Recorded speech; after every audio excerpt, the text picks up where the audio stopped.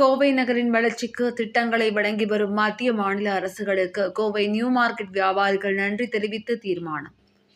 கோவை நகரில் மெட்ரோ, ஒருங்கிணைந்த பேருந்து நிலையம் என நகரின் வளர்ச்சிக்கு பல்வேறு கட்டமைப்பு பணிகளை மேற்கொண்டு வரும் மத்திய மாநில அரசுகளுக்கு கோவை உக்கடம் நியூ மார்க்கெட் வியாபாரிகள் நன்றி தெரிவித்துள்ளனர்.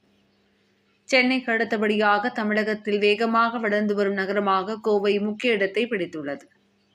கோவையில் ஸ்மார்ட் சிட்டி திட்டத்தில் பல்வேறு கட்டமைப்பு வசதிகள் மேற்கொண்டு வரும் நிலையில் கோவையின் முக்கிய பகுதியான உக்கடம் பகுதியில் புதிதாக நியூ மார்க்கெட் வளாகத்தில் சுமார் 100க்கும் மேற்பட்ட கடைகள் அமைக்கப்பட்டுள்ளன. கேரளா, கர்நாடகா மற்றும் தமிழகத்தின் பல்வேறு பகுதிகளில் இருந்து வரும் பலர் இங்கு வாகன உதிரி பாகங்கள், மோட்டார் தொடர்பான பொருட்கள் வாங்கிச் செல்கின்றனர்.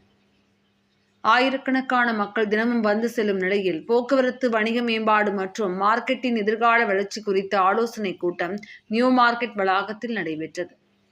இதில் முன்னதாக கோவை நகரின் வளர்ச்சிக்கென ₹20 கோடி மதிப்பீட்டில் உக்கடம் பேருந்து நிலையம் மற்றும் மெட்ரோ ரயில் திட்ட பணிகள் என பல்வேறு கட்டமைப்பு பணிகளை மேற்கொண்டு வரும் மத்திய மாநில அரசுகளுக்கு நன்றி தெரிவிக்கப்பட்டது. தொடர்ந்து போக்குவரத்து நிறைந்த உக்கடம் பகுதியில் கனரக வாகனங்களை நிறுத்துவது மற்றும் போக்குவரத்து இடையூறுகள் இல்லாமல் வணிகர்கள் செயல்பட வேண்டும் என அறிவுறுத்தப்பட்டது.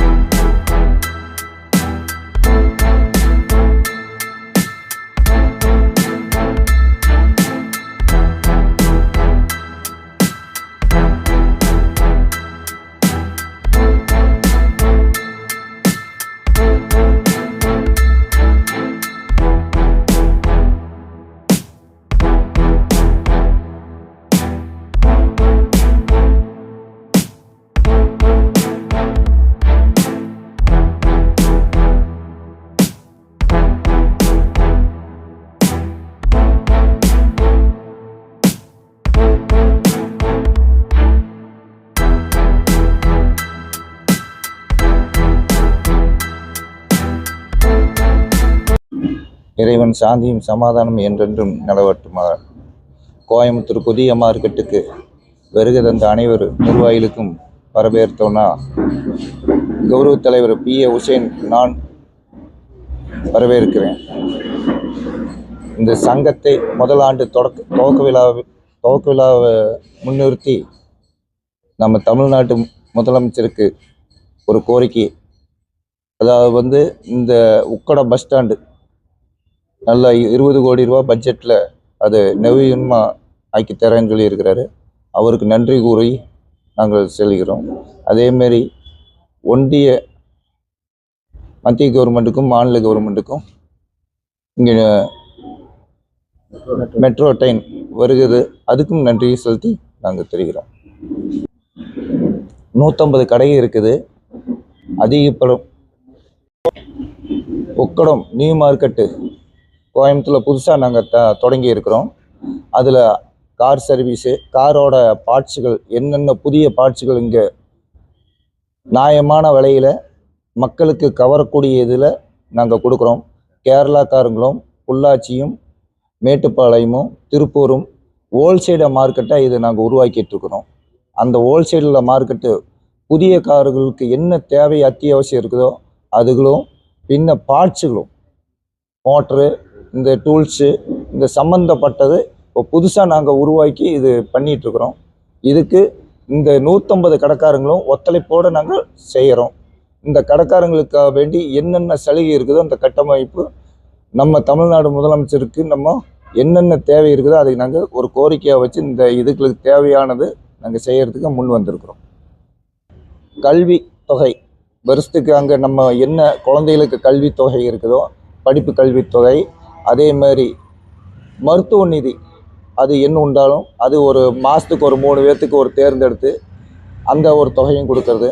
அதே போக ஏழை பெண்களுக்கு திருமண நிதி, அதே மாதிரி டெய்லர் கிளாஸு, இந்த மாதிரி ஒரு திட்டத்தை நாங்கள் முன்னிறுத்தி செய்யலான்னு சொல்லி ஒரு முடிவுக்கு வந்திருக்கிறோம்.